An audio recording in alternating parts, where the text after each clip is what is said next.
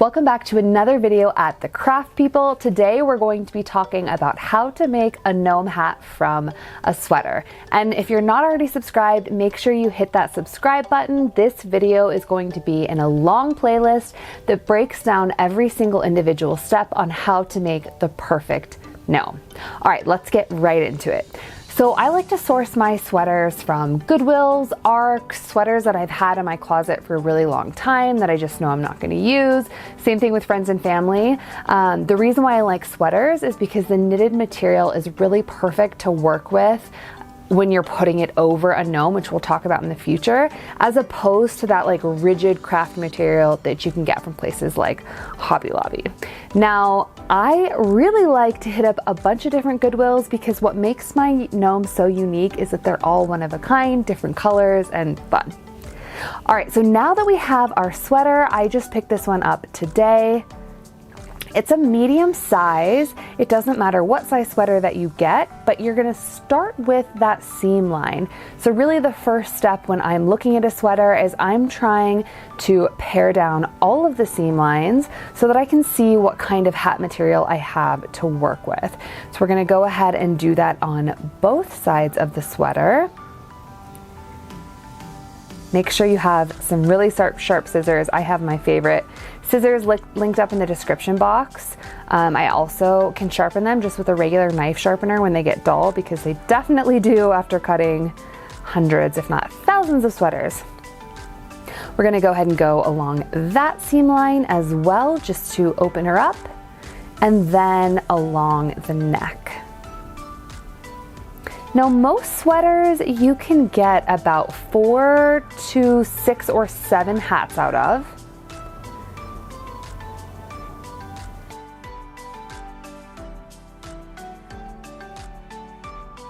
Last but not least, we're going to cut along that final seam line. If you have a sweater that you really love the pattern on the outside, but it's small, you could make a hat right on top of that seam line, but it's just not recommended because it can make really weird lines in your final hat. So now that we have a sleeve, we're gonna go along this seam line as well, just to open it up so that we can go ahead and cut out our bell-shaped hat. I like to layer my material right over itself, and that way when I go to cut and glue my hats, all of my lines are perfectly lined up and I'm not having to go back and cut off scrap material along my edges again. So as you can see here, I'm just cutting on the inside of that seam line, and it is a perfectly straight line that is ready to be hot glued. You guys should see my craft room. It is a hot mess with so many fabric bits everywhere. So in this one, I wanted to show you that depending on the size of your sleeve, you can just make this a hat as is. So like this one's the perfect size. It's long. The width of the bottom is not too big. And so I can just leave that right as is. However, if it was really big, like a large or an extra large, and the bottom of it were extremely wide, I would need to do the exact same step as I did with the last sleeve and cut it down. But that one's perfect, so it's kind of like a bonus easy sweater. It doesn't need to be glued or anything because it's good to go at the perfect size.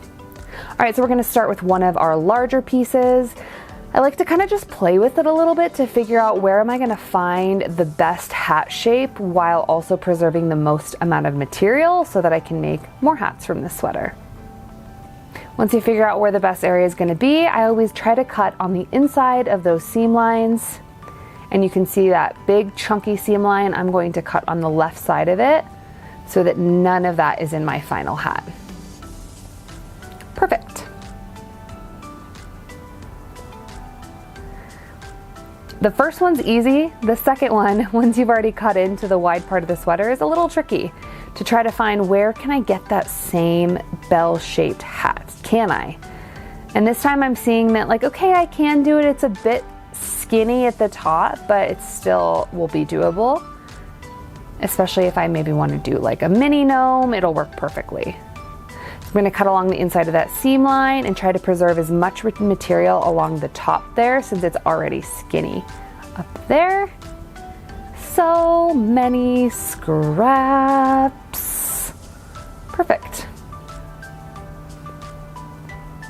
All right, moving on to the last chunk of sweater. Again, I'm gonna look where can I find the best amount of material. And this time I'm realizing I cut it at a different angle than I did the last. And you're gonna see here in a moment that I run out of space to make another hat. So it really is important to kind of just play with the material before you start cutting to really figure out how can I get the best bang for my buck with this material. I'm looking at this and it's like, where's my bell shape? That's not it. No, it's not it. Gonna get rid of it. All right, perfect. I made 5 hats in total from this sweater. So now that I have all of my hats chopped up, I'm just going to go ahead and put a long bead of glue right along that seam line and press it firmly.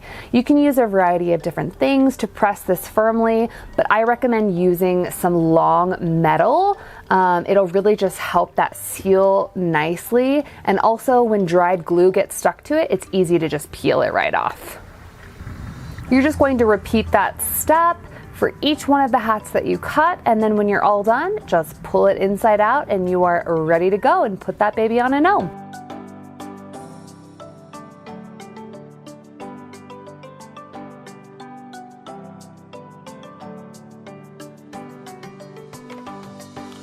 If you're here because you want to turn your handmade gnome creations into a profitable online business, head over to sellmygnomes.com, where we've created an entire 11 module course that goes over literally everything you need to know to get started selling your gnomes on Facebook. Here's a little sneak peek behind the scenes. That's my baby. Here's a little sneak peek of all of the modules and what it's going to cover. And we also have a 30% discount code for you right here.